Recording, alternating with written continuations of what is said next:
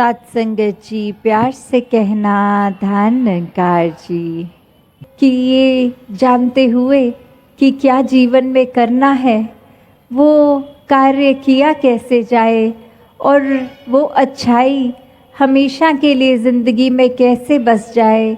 सिर्फ कुछ पलों की अच्छाई नहीं, किसी के सामने आए तो अच्छे बन गए, भाषा ठीक कर ली, पर एक ऐसी अच्छाई जो इसलिए की जाए क्योंकि अंदर हमारे सच्चाई है, अच्छाई है, और इसीलिए वो बाहर हमारे हर मिनट में प्रकट हो, सिर्फ दिखावा मात्र नहीं। तो एक बात वही जो अभी इधर जमशेदपुर के मैदान की सत्संग में भी बार बार समझा रहे थे कि जीवन में एक हमेशा अच्छाई अपने अंदर लानी है तो इस परमात्मा को अपने मन में बसाना होगा, और वो परमात्मा मन में बसने से पहले उस परमात्मा को जानना, देखना, उसको अपनी आत्मा के साथ मिलन, उसका एकत्व करवाना कि ये आत्मा जो शरीर के अंदर है वो भी जन्मों से भटकी हुई जहाँ कि क्या अपना असली रूप क्या है, ये एक अपने आप की पहचान।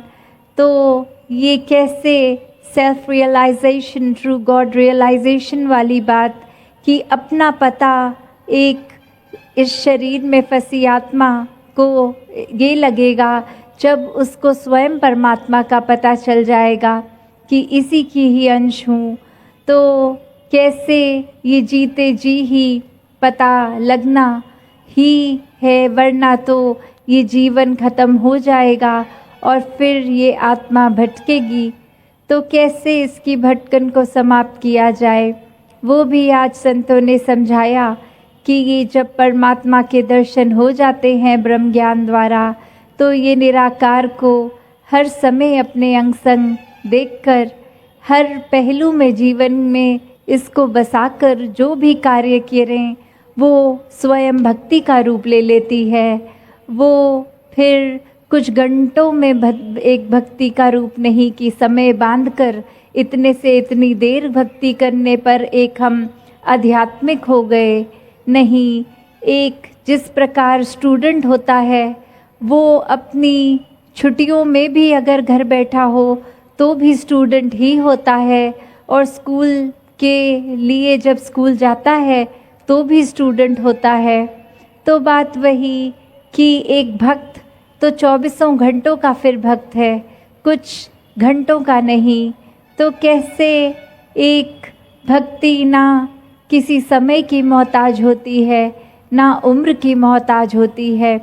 आज ही उदाहरण देखा कि बच्चों से, नौजवानों से, बुज़ुर्गों तक हर किसी ने, बहनों भाइयों, किसी ने भी एक ही संदेश दिया कि ये परमात्मा को जीवन में लाकर हम तो एक आनंदमय जीवन जी रहे हैं, और ऐसा ही जीवन सबके लिए जीना संभव हो सकता है। बस इस परमात्मा को देखने की देर है, इस परमात्मा के एहसास से जीवन जीने की देर है। तो ऐसा जो कर लेते हैं वो तो कोई भी एक धर्म ग्रंथ खोल के देख लें, जब भी ये निराकार रूपी ये विराट स्वरूप जिसने भी देखा वो भक्त ही बन गया, और फिर भक्त बनने के बाद जीवन की फिर परिस्थितियों ने उस व्यक्ति को तंग नहीं किया।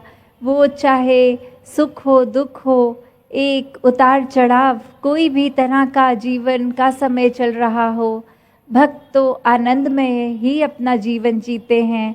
एक फिर संसार में रहकर संसार से न्यारे रहते हैं। जिस प्रकार कीचड़ में कमल होता है तो कैसे वो गंदगी का असर नहीं लेता, चाहे रहता उसी में है 24 घंटे, फिर भी इतना सुंदर एक कीचड़ के ट्रेड से उसके कीचड़ वाले गुण नहीं होते।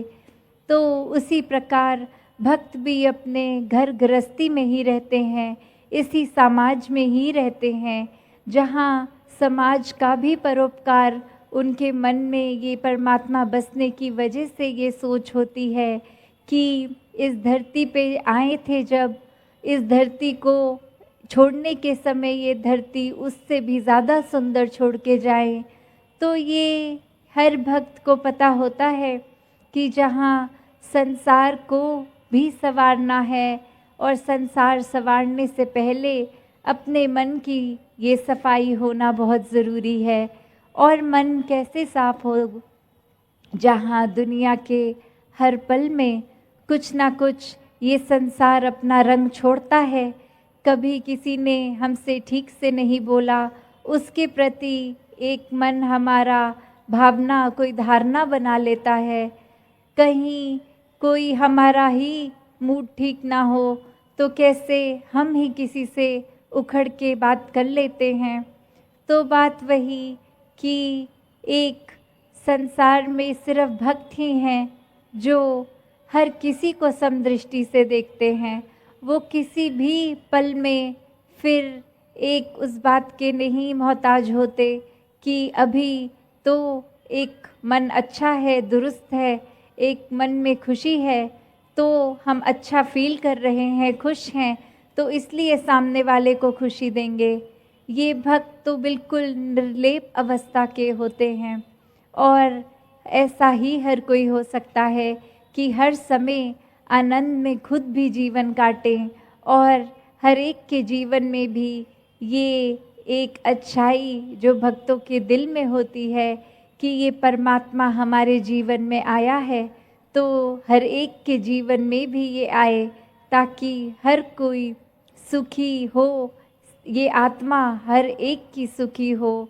और इस अवस्था से, इस माइंडसेट से फिर चाहे एक धन जीवन में कम हो या कोई औहदे भी नहीं है, कोई कामकाज भी अगर नहीं है, तो भी मन इस परमात्मा को कोसने वाला मन नहीं बनता। इसी के जो भी रहने की गुजरान मात्र है उसमें शुक्राना करने की भावना लेता है। और जहाँ जिन घरों में धन दौलत होती है वो भी उस दौलत का फिर सदुपयोग ही करते हैं। वो दौलत को उस तरह किसी के नुकसान के लिए नहीं लगाते बल्कि मानवता की सेवा के लिए लगाते हैं। तो बात वही कि भक्त तो कहीं भी हो सकते हैं, वो चाहे महल में रहें या झोपड़ी में। भक्त तो जहाँ एक अपने मन से सिर्फ परमात्मा की ही लगन में होते हैं, वहीं एक फिर वो खुद ब खुद पूर्णता से एक मानवीय गुणों से भी युक्त हो जाते हैं। वैसा ही एक अवसर आज जहाँ इस परमात्मा को देख के अपने जीवन में फिर वो एक असली मनुष्य बन जाएं। सिर्फ इसलिए नहीं कि ये तन हमें मनुष्य का मिला है, पर मनुष्य हैं तो वो मानवीय गुणों से झलकता है। और मानवीय गुण एक अंदर से बाहर तभी होंगे जब इस मन के अंदर परमात्मा होगा। तो ऐसे ही अपने जीवन को जहाँ इस परमात्मा के साथ जोड़ के जो भी जीते हैं वो ही पूर्णता से जीवन को जी रहे हैं। वरना ये संसार की माया तो इतनी ऊंची प्रबल है कि एक मिनट में अभी कहीं बैठे हैं, अभी अगर सत्संग में भी बैठकर ध्यान सत्संग में नहीं अपने घर में है तो भी वो रूप की करने के लिए तो सत्संग आए हैं, पर ध्यान दुनियावी मायाओं में, दुनियावी चीज़ों में लगा हुआ है।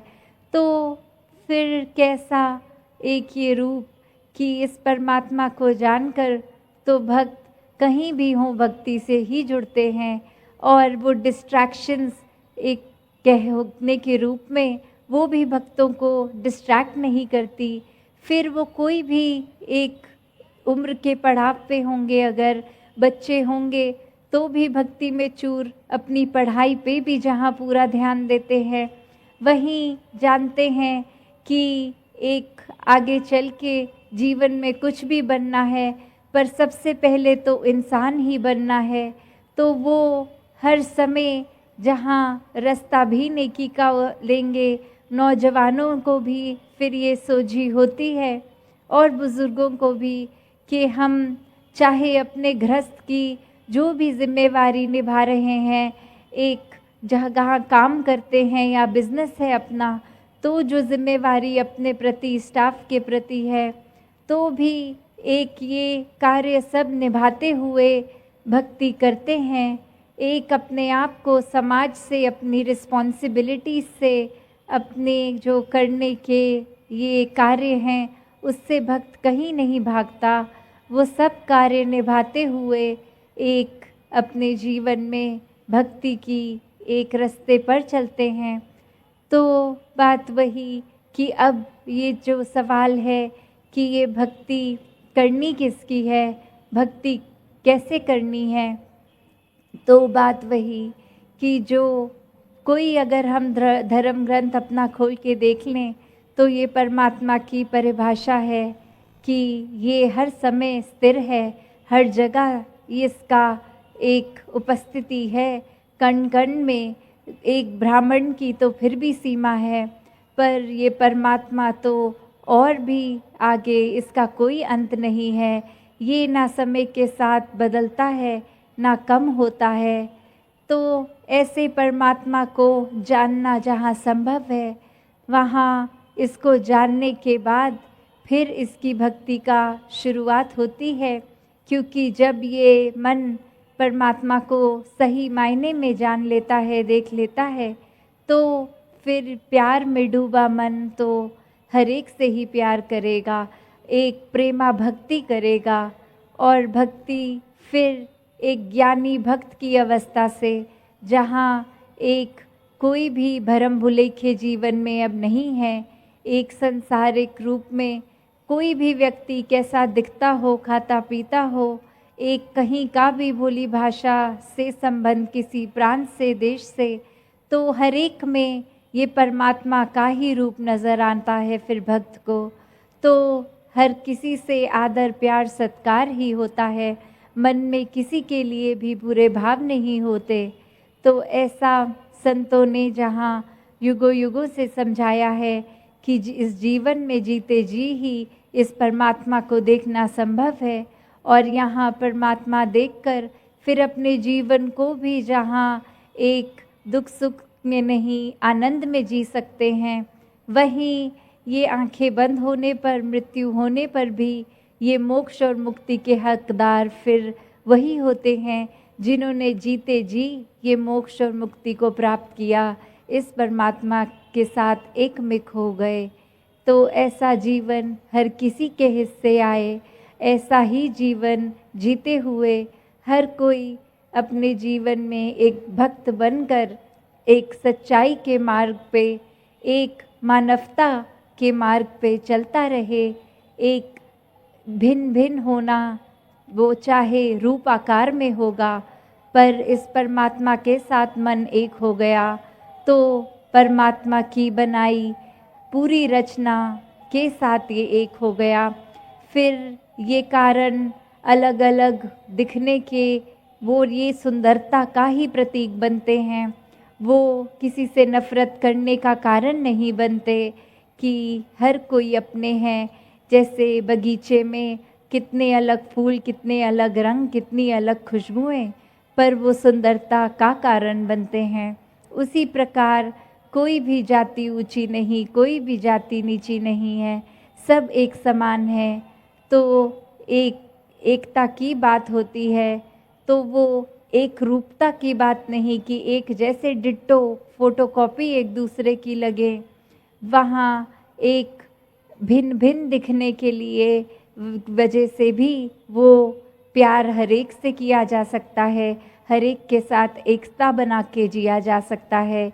एक एकत्व, ये वननेस का बात कि मनों से जब नफ़रत की दीवारें टूट गई तो फिर एक दिल से दिल तक प्यार के पुल बने, और उसी तरह अपने जीवन को एक हर कोई जीते हुए जहाँ आध्यात्मिक रूप में भी इस परमात्मा के साथ एक अपना ठहराव बना सकता है, एक नाता बना सकता है, वहीं एक ह्यूमैनिटी के नाम पे एक